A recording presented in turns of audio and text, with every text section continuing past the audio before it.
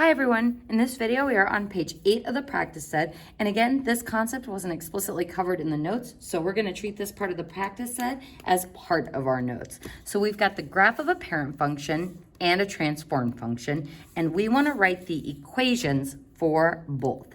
So which one of these is my parent function? Obviously the one that's going through 0, 0. And what type of function is that?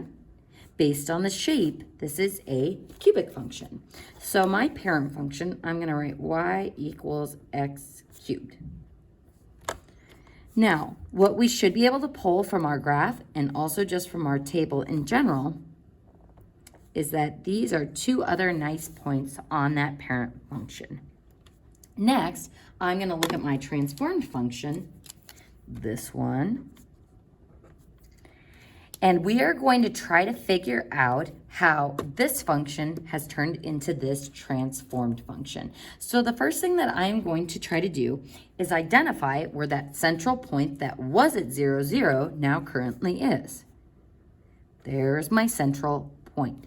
I'm next going to try to find my other corresponding points on the cubic function. So this one is an exact point, and this one is an exact point.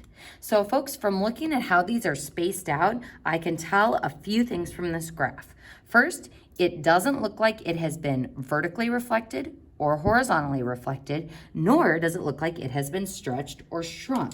So this is just a sliding or translation problem where I'm gonna have to figure out how much did I move to the left and how much did I go down. So looking at that central point, I'm going to count over how far it takes me to get to this central point. 1, 2, 3, 4 to the left. So left 4. And then how many units down? 1, 2, 3, 4, 5. 5 units down. So left 4, down 5. So how can I write that in terms of a transformed equation? Well, first, as an equation, it will be y equals. Left 4 would be a plus 4 on the inside of my equation. So x plus 4 on the inside with x of my cubic function. Down 5 would be a minus 5 on the outside. And if it helps you, since we are a bit more used to going from this to this, check yourself by covering this up and looking at your equation. The minus 5 moves us down 5. The plus 4 moves us left 4 when we cross our eyes, and it does the opposite of what we would think. So it matches our rule. In the next problem, we are looking at an absolute value function with a vertex at 0, 0, negative 1, 1, and 1, 1. Now, folks, on this one, it looks like my vertex has slid to the right. So right. And how many units? It looks like 2. So right 2 units. And it also looks like something else has happened to this function. So as far as movement goes, only right 2. It hasn't moved up or down at all. But it either looks like I took the sides and pushed them in, which would be a horizontal shrink when I push in those sides, or it could be that I pulled on the top and the bottom of this and stretched it vertically. So it could be a horizontal shrink. It might be a vertical stretch. And again, we're just guessing visually based on how our V looks on our graph. So what we are going to do is we are going to compare the tables of these two graphs to see if we can determine which is changing, X or Y, and by what factor it is stretching or shrinking by. So let's start with our parent function. Y equals the absolute value of X. And we've already stated that that table looks like negative 1, 0, 1, 1, 0, 1. With a vertex at 0, 0. Now, when I go to write the table for this function, I'm going to pick out nice points that are definitely on the grid. So my vertex is at 2, 0. That I know for sure. Now the other points I'm going to pick are exact ones on the grid. So 1, 4 is looking good, and 3, 4 is looking good.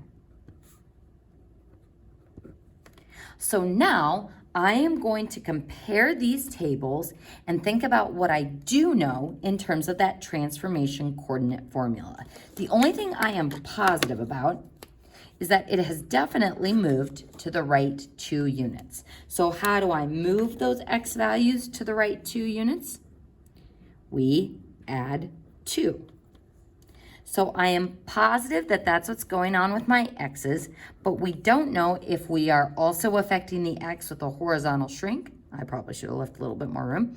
Or if my y values are getting affected by a vertical stretch. So what we are going to do is compare our x values over here with our x values over here and see how they compare with what we currently have in the transformation formula.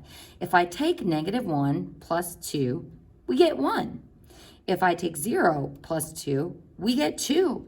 If I take 1 plus 2, hey, we get 3. So what this means is my coordinate formula for x is good, so it is not horizontally shrinking. That means the transformation has to be a vertical stretch. So what we want to do is compare our y values and say our parent function values times what in front of that y will give me those transformed function values. So 1 times what gives me 4. Well, 4 would work. 0 times what would give me 0? Well, 0, 4, anything would work there. And 1 times what would give me 4? 4 works for that one as well. So by comparing the tables, we have figured out that this is my stretch number. So a vertical stretch by 4. So now I know for certain that these are the transformations occurring, and I can write it as a transformed equation. So my equation would be y equals, the 4 will be on the outside of our function, and the right 2 will be on the inside as an x minus 2. So again, x minus 2 moves us right 2. So just be careful because we are moving in the opposite direction.